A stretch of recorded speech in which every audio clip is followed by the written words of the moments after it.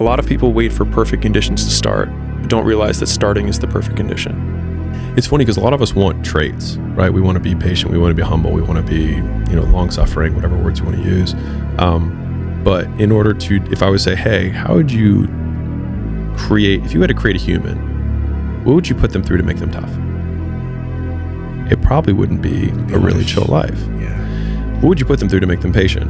Well, you probably wouldn't give them things immediately. And so it's like we want these traits, but each of the traits has a price tag attached to it. And it's just like, do you want to pay the price tag to get the thing? And so I think if people reframe the period of life that they're going through as the price that they're paying out of their wallet, but the wallet is their time, it's the seconds of life that they're trading for it, then I think more people will be willing to make the trade. You always have to be the person who roots for you before everyone else does. And it's usually a single clap in the auditorium for a very long period of time. It is a slow clap that's just you rooting for you. Like my closest friend, Dr. Kashi, he has a statement because he coached Olympic teams. And he was like, champions are broken. We're like, huh? It's like people look at champions and try and find something that champion has that they don't have. He's like, but it's not that at all. He's like, they lack something everyone else has, which is an off button. They just don't stop. And almost every successful person that I have ever encountered has gone through not a month or a year, but many years of doing work without reward, where they have to do things that other people find boring, and they have to sacrifice things that everyone finds interesting, that most people want to do during that entire season of their life. And they basically sacrifice a season of other things that they would prefer to do stuff that they would not prefer to do because of the one thing they want most. Everyone thinks you're crazy until it works. Expecting it to be easy is what makes it much harder than it ever is. And I just cracked one day and I was like, fuck happiness. Because it felt so out of reach that I was like, just fuck it. I'm not even gonna shoot for it. I'm just gonna do stuff. And that's all I'm gonna do. I'm just going to do stuff. And what happened was, like, a few years later, I looked up and I was like, I'm not miserable. I think it's just giving yourself permission to suck. It's giving yourself permission to be unhappy. It's giving yourself permission to not achieve while you do for a long period of time. It's giving yourself permission to lose friends. It's giving yourself permission to do things that's different than people in your social circle or your age group are doing. It's giving yourself permission to be an exception so that you can become exceptional. Because in the early days, hard was, stop. This isn't good. This is a warning sign. This is a red flag. I should slow down, or I should stop, I should pivot.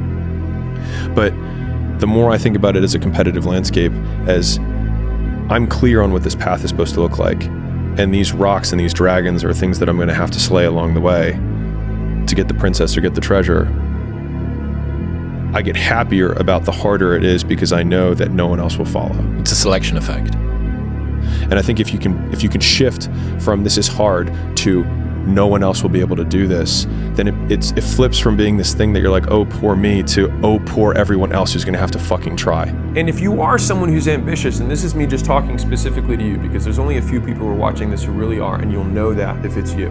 You have to get used to being alone, because there are seasons where you'll basically transition from one group of friends into another. And it's not even a group of friends. You'll usually transition from a group of friends into no friends. And then you'll find one or two people who are at a new level. And then sometimes those people introduce you to some of their friends. And if you keep walking and you keep outpacing, then that group will then start retiring past you. And then maybe one person stays with you, maybe no one does, and you'll have another lonely period. I'm saying this because I used to think that there was something wrong with me, when in reality, I just didn't understand what the nature of being exceptional meant. And so I'm saying this purely from a definitional perspective. To be exceptional means that you are the exception. It means that you are not normal. And so it's normal for normal people to find you abnormal if you do things that are not normal. Don't let people who have mediocre goals deter you from taking actions that make you great, because it makes you different. Because if you practice really hard, you get better, period. And like all it is purely an ego play. The only win you get from not prepping and showing up to the fight is that you appear to be more naturally gifted, and I would rather be known for my work ethic than my natural gift, as an aside, but you appear to be more naturally gifted, and then you win by less than you would if you prepared. You gain nothing. And so it's purely an ego thing, but we do it all the time. I fall into that trap too. I'm like, oh, we're gonna outperform this guy, or like this company's gonna crush it. I'm like, but we don't gain anything from that. It's like, so we just have to assume that we're always the underdog, and then they've got a trick up their sleeve that we don't know about. And so like, if you want to do big shit, it takes a way longer period of time, because the easy shit, the little hills, everyone conquers really quickly. I'm on time. I say please and thank you. It's like, so fucking what? And so like, if you want to do something that most people can't do, literally just extend the time horizon on the things that most people can't weather. It won't get harder. Like, this is the hardest part. And so if you can just make it through this, everything else is downhill. And I'm telling you from the bottom of my soul, it is so easy to beat people today. They are so soft. They have no work ethic. No one can stick with anything. Everyone's distracted. They're on social media. They're counting their fucking notifications because they can't stick with shit. They can't say no. But one of the things that really motivates me, or one of my most powerful motivational frames, is thinking about the person that I want to become as the destination. And thinking like, I want to be bulletproof. I want to be bulletproof in these ways. I want to be bulletproof in my marriage. I want to be bulletproof in my business, etc. And I think about that man, whoever I want him to be. Like we said, hell is when you look at who you could have been and realize that you're not that person. And then I think, if I were to make that man, what would I put that man through to make him who he is? Like, it wouldn't be easy times. It wouldn't be quick wins. It wouldn't even be easy wins. It would be the toil and the struggle of achieving and reaching for things that are right out of grasp, that are right above my threshold, and continuing to do that to like lift the weight, to build the muscle, to break it down and do it over and over again, because like that's what creates the character traits that are the man that I want to be. And so when I'm going through those like really harder times, I like to think of like looking in my mental mirror of like, I'm making you. I'm not there yet, but I'm making you. And that has helped me get through some of the harder times. There are more people that I have met in my life who are dissatisfied by their live it up 20s than dissatisfied by their work it up 20s. Because most of the time in your 20s, you have no idea what you want. But knowing what you need to do to work and move ahead is fairly straightforward. And so you can take the known and make progress on the one that you have high confidence that you can make progress on. And then along the way, gain perspective on what are the things that are actually important to you in your life. And you may find out often that there are far fewer of those things than you really originally thought, because what you thought live them up in your 20s was actually your mom and your two homies who are both mediocre, and you don't care about their opinion now when you're 30 anyways. But what a waste of a life it would have been to, quote, live up your mom's dream or your friend's dreams, to then only get to your 30s and realize you didn't live it up and you also didn't work it up. And I remember, because what had happened was, everybody when I was sleeping on the gym floor, right? Like, you know, I was the underdog, and everyone, you know, my clients were all like, "Oh, good for you. You know, you're going after your dream." And they'd see my blanket and my pillow in the corner of the gym, and they knew I was sleeping there, and it was evident. You know, I lived there. I didn't have a shower. Didn't have a shower to go to the YMCA. I had a good shower. And that everybody was like pro me, and then people would come in, they sign up like, I'm gonna support you, right? And then within 9 months, I had hired people and I had a manager, and I pulled up, and I remember I walked in the lobby, and all the same people were like, "Oh, boss man's here. Oh, you're not too good for us now, right?" And I remember being so jarred by the experience, and I was like, "You guys rooted for me," and I was like, "And now I did what you said you were rooting for me to do." And that was when I realized that people want you to do well, but not better than them. So many people want to project their idea of what they think your life should be like onto you. And it's just completely irrelevant. It just doesn't matter. Like, if all I did, if I weren't married, right? Because people are like, okay, well, he is married, and like, I am in shape, but I also just like working out. But if I didn't have either of those things, and all I did was work all day, more people would talk about the work-life balance thing for me than they currently do. And who cares? I fundamentally am like, you are gonna die and you're not gonna matter, and I'm gonna die and I'm not gonna matter. So why do I care about what you're gonna say when you're not even gonna show up to my funeral? Who gives a shit?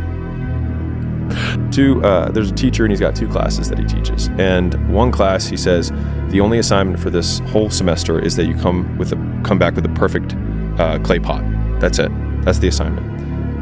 The other class, he says, your objective is to make the most total quantity of clay pots, and you'll be measured by how many pots you make. And at the end of the quarter, the pots that came from the team that had to just make sheer volume, not only did they make more pots, but the quality of all of their pots was better compared to the teams that only had to make one. And it just underlines the biggest lesson that I've learned in my life, which is that volume negates luck, is that you can try to be lucky and pick the one perfect thing and try and make it, but if you don't want to try and be lucky, you can just do so much fucking work that you will brute force your way to figuring it out. Like if you do 1,000 podcasts, you'll be pretty fucking good at podcasts, right? But if you try to say, okay, you're brand new, and all you have to do is make one perfect podcast. The problem is that you don't have the perspective from which to make a judgment to say what is good, because you have zero data to base anything off of. And so you're basing your idea of a perfect podcast on something that you've literally never done before. And so doing the volume gives you the perspective to then have the best podcast at number 1,000 or 1,001. And that's what's painful, is that it takes more effort to start in the beginning, and more people are right about the fact, they're like, hey, you're not gonna hit it big. And guess what, a month in, you're not. But they're only measuring on months. And at 6 months, you're also not gonna have hit it big yet. And they're gonna be like, I'm still fucking right. And at a year, you're still not gonna have hit it big. And they'll still be fucking right. And every day that you haven't hit it, they're gonna feel like they were right. But they're wrong, because they're measuring in days and you're measuring in decades. So I think a lot of us have the battle of the other self, that we're the lesser version of ourself that we're trying to kill every single day. And so a lot of times we have this desire to point the blame finger externally, but wherever you point the finger of blame, power follows. And so whoever I blame for the life I have is the person who I give all the power over my existence, over my circumstances. And so it hurts, but if you turn the finger inwards and you start saying, I don't like my life. The person that I need to punish or get back at is the real person who got me here, which is me. And so you may be right that other people did certain things or you got dealt a bad hand. It also doesn't matter, because the only thing that you can't control is obviously the actions that you take. And the only person who's in control of that is you. But the difference between winners and losers, winners define themselves by what they made happen, and losers define themselves by what happened to them. And the difficult part of the lonely chapter is that the Rocky cutscene lasts 90 seconds in the movie and lasts 5 years in reality. Every single person who wants to do something with their life and has done something with their life has gone through the exact chapter that you're going through. And it's the lonely chapter. It's the chapter where you don't fit in with your own friends, but you don't have the outcomes yet to fit into a new group of friends. And you're doing this thing, you're consuming content on the internet, you're doing these free tutorials online to try and figure out how to set up a podcast and where do I host this thing? And then you're going through this and you're like, is this even worth it? Because you have no signs of success, right? But if there's anything that you can take away from what we're saying right now, is that the sign of success is the hate that you get along the way. And what you can't do is bend the knee to their hate and fit back into the conformity because it's comfortable and it's warm. Because like in the Matrix, when Trinity opens the door, when Neo's about to go take the red pill and he wants to get out of the car, she says, Neo, you've been down that road and you know exactly where it leads. And I know that's not where you want to be. And then he closes the door. Like right now, this moment that you're going through is Trinity opening the door and being like, you could go back, but then you'd have to remember exactly what the reason was that you decided not to go out to begin with, just because you listen to this podcast and you consume this content, you're like, I can fucking do more than this. Like, because you are starting to live in some of that hell where you look in the mirror and you're like, I can do more. And you start to see the person that you could be. And you're like, this does start to feel like hell. And the longer you can stick with something without that positive feedback loop in terms of the big external thing, the easier the opportunities are, because so few people can pursue them. The world belongs to those who can continue to work without seeing the result of their work, continue to do without seeing the result of their doing. And you might have 9 failures. I felt my first 9 businesses didn't really amount to anything. 9. As in the first one, spent time, fucking failed. Second one, this one will be different, fucking failed. Third one, this is the one. And then 6 more after that, right?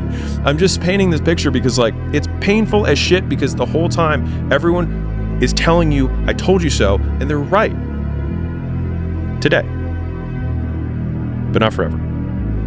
I'd say one of the strongest mental frames that has gotten me through my hardest times is thinking this will be the story that I will one day tell. And that means the harder it is, the bigger the dragon, the more epic the story, and by consequence, the more epic the hero. I think in the game of attention, it's trying to find what is unique, right? And so how do you quote stand out when everyone's loud?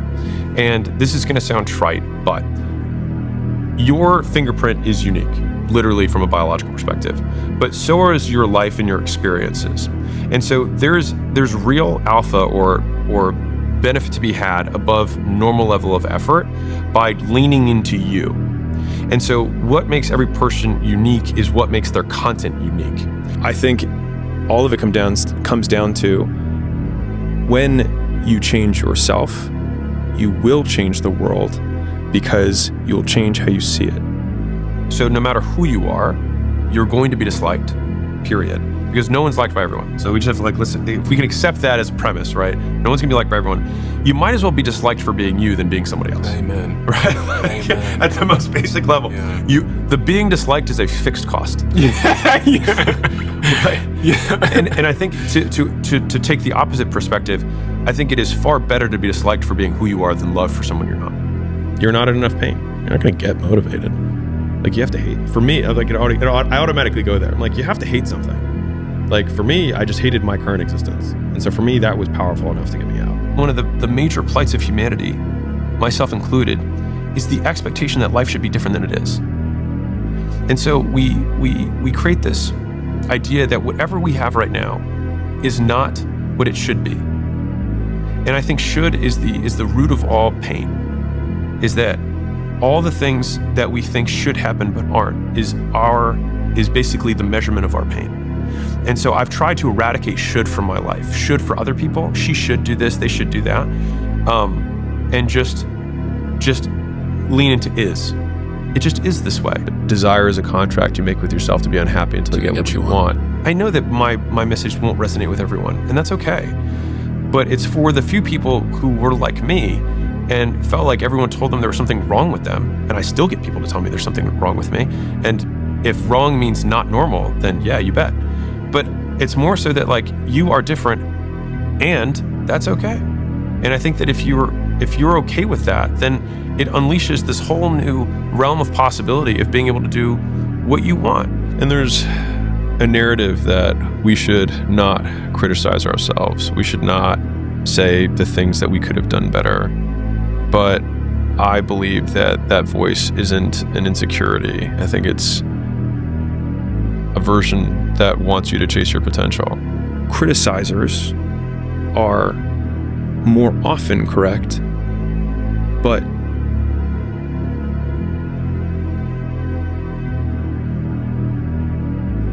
when it matters most, incorrect. Men fall in love with what they see, women fall in love with what they hear, which is why women will always wear makeup and men will always lie. The Buddha was trying to teach a lesson, and he says, if I shoot you with an arrow, does it hurt? And, the student was like, yes, it would be hurtful, or like, that would suck. And so he says, okay, if I were to shoot you with, a second arrow in the same spot after the first arrow, would that hurt? And he said, yes. He said, the first arrow is life. He said, you can't avoid the first arrow. He said, but the second arrow is you. And that one you can avoid. And so suffering is a constant. That's a fixed cost of life. We're going to have downsides. We're going to have bad seasons, bad moments, bad days. But I think a great rule to live by is like, only suffer once. Like, great. I mean, my God, I think if everyone only suffered once, like just because I like tiny little monikers that I can remind myself in the moment of, okay, this happened. I will only suffer this one time. Now, most 22-year-olds, irrespective of domain, that's why I have these if you seek to be good at something, then you have a tremendous deficit in experience and repetitions that people who are ahead of you or who have achieved what you want to achieve have over you. And so the only thing that you have now, you do have an advantage. You have a couple. Number one is that you will have more energy than they do, period. And so your ability to work long hours, sleep less, and maintain high levels of focus while maintaining peak fluid intelligence is at its peak. Use it. The second thing is that you have nothing to lose. And so the thing is people always fear being the new entrant. But when you have nothing to lose, or you have nothing going for you, it also means you have nothing to lose. And that means that every position on the board always has an advantage, because anybody who has achieved this big thing that you have was also once a 22-year-old who had nothing going for them. You're at 0. Right. You can't get worse than this. You have unlimited shots on goal. And so not taking the shot is like saying, life, I don't want to scratch off this lottery ticket, but the lottery ticket's free. Why would you not scratch it off and try it? And so the first advantage is you've got energy. Next advantage is you have nothing to lose. Third is you also have time, and you have very low responsibilities. And so you have not only the ability to put all of yourself into something, you also have no circumstantial things that are preventing you. Now, if someone is listening to this and like, I'm 25 and I've got a kid, cool. And which thing do you want to sacrifice? And I'm not saying sacrifice your kid, but I'm saying like you're going to have some trades. And so whatever reasons that we usually give ourselves in the beginning for why we can't achieve something, you can almost always find not only just someone, but someone who's achieved world-class levels of success with worse conditions than you currently have, which then means it's absolutely possible. And then the only thing that it takes to get there is work. I just want it to be very clear that if you are if you're 22 years old, like the world does not hate you. You're just not good at anything yet. If you continue to feel like people don't take you seriously because of your age, it might be not because of your age. It might be because you suck. And I think that is a significantly harder and more probable pill that you'll have to swallow.